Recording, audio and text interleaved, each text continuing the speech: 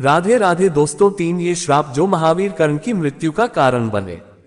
लेकिन वीडियो में आगे बढ़ने से पहले एक छोटी सी रिक्वेस्ट है। अगर आपने ये चैनल अभी तक सब्सक्राइब नहीं किया है तो सबसे पहले सब्सक्राइब कर ले ताकि सनातन धर्म से जुड़ी सारी जानकारियां आप तक सबसे पहले पहुंच सके। कमेंट्स बॉक्स में प्यार भरा राधे राधे लिखकर आपकी हाजिरी अवश्य दें। चलिए वीडियो करते हैं स्टार्ट। महावीर कर्ण के बिना महाभारत युद्ध की कल्पना भी नहीं की जा सकती। साथ ही इस बात से भी इनकार नहीं किया जा सकता कि कौरवों के सेनापति कर्ण अपने प्रतिद्वंदी अर्जुन से भी बड़े धनुर्धर थे, जिसकी तारीफ स्वयं भगवान श्री कृष्ण ने की थी। कर्ण न केवल एक शक्तिशाली योद्धा थे बल्कि बहुत बड़े दानवीर भी माने जाते थे, जिन्होंने बिना युद्ध का परिणाम सोचे अपने कवच कुंडल दान में दे दिए।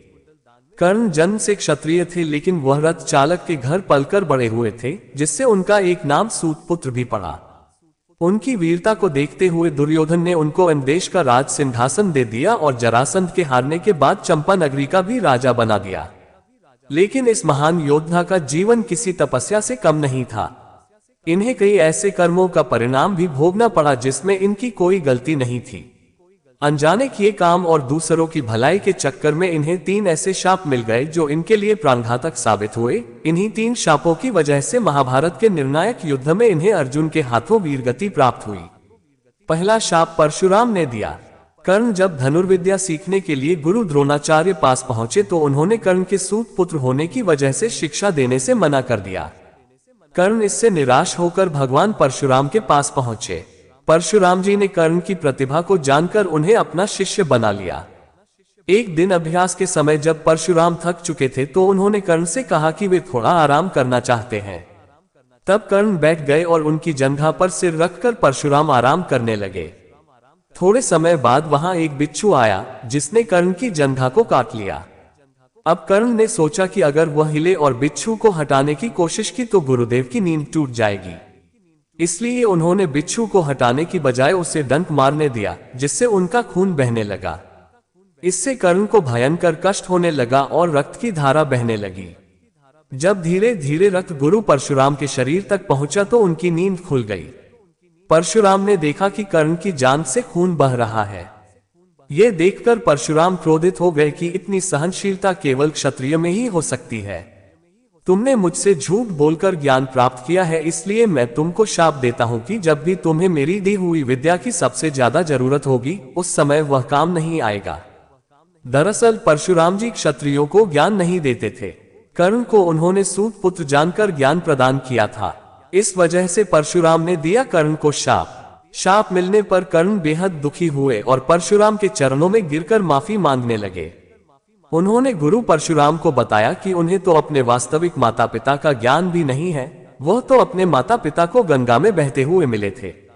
यहाँ मैं सीखने की मंशा से आया था, कोई भी मुझे सूत पुत्र होने के कारण ज्ञान प्रदान करने के लिए तैयार नहीं था। केवल आप ही ऐसे इंसान हैं जिनकी मुझ पर कृपा हुई है। कर्ण की बातों से परशुराम जी का क्रोध शांत हुआ और कहा कि शाप तो वापस नहीं आ सकता, लेकिन तुम जिस यश के लिए भाग रहे हो वो तुमको जरूर मिलेगा और तुम महानतम धनुर्धर बनोगे। इसके बाद भगवान परशुराम ने कर्ण को अपना विजय धनुष प्रदान किया। दूसरा शाप एक ब्राह्मण ने दिया। कर्ण को दूसरा शाप एक ब्राह्मण ने दिया था। एक दिन कर्ण शब्दभेदी बाण चलाने का अभ्यास कर रहे थे। तभी उनको झाड़ियों में से किसी जीव के चलने की आवाज आई तो उन्होंने समझा कि कोई हिंसक जीव हो सकता है जो यहाँ रहने वाले मनुष्यों के लिए खतरा बन सकता है, इसलिए उन्होंने बिना पड़ताल किए बाण चला दिया। बाण किसी हिंसक जीव को नहीं बल्कि एक बछड़े को लग गया, जिससे उसकी मृत्यु हो गई। उस बछड़े का मालिक एक ब्राह्मण था जो ये सब देखकर दुखी हो गया और क्रोध में आकर कर्ण को एक शाप दे दिया। ब्राह्मण ने कर्ण को शाप देते हुए कहा कि जिस तरह तुमने असहाय गाय के बछड़े को मारा है उसी तरह तुम्हारी भी असहाय स्थिति में मृत्यु होगी। मृत्यु के निर्णायक क्षण में तुम खुद को असहाय समझोगे। कर्ण ब्राह्मण से माफी मांगता है लेकिन वह उसे माफ नहीं करता। ब्राह्मण कहता है कि अगर माफी चाहिए तो उसे सबसे पहले मेरी गाय के बछड़े को जीवित करना होगा, लेकिन ऐसा करना किसी के बस में नहीं। तीसरा शाप भी ब्राह्मण का ही था। ब्राह्मण ने इसी संदर्भ में एक और शाप दिया था कि जिस तरह तुम रथ पर सवार होकर सर्वश्रेष्ठ बन जाते हो दूसरों पर बिना गलती के और बिना किसी विचार के बाण चलाते हुए। जब तुम जीवन का निर्णायक युद्ध लड़ रहे होगे उस समय तुम्हारे रथ का पहिया जमीन में धंस जाएगा और तुम अपने सम्मान की ऊंचाइयों से नीचे आ जाओगे। कर्ण जब महाभारत का निर्णायक युद्ध लड़ रहे होते हैं तब उनके रथ का पहिया जमीन में धंस जाता है और उन्हें रथ से नीचे उतरकर स्वयं ही रथ के पहिए को भूमि से निकालने का प्रयास करना पड़ता है। इसी समय अर्जुन दिव्यास्त्र चला देते हैं और कर्ण को वीरगति प्राप्त हो जाती है। लोक कथाओं में है कर्ण का एक और शाप।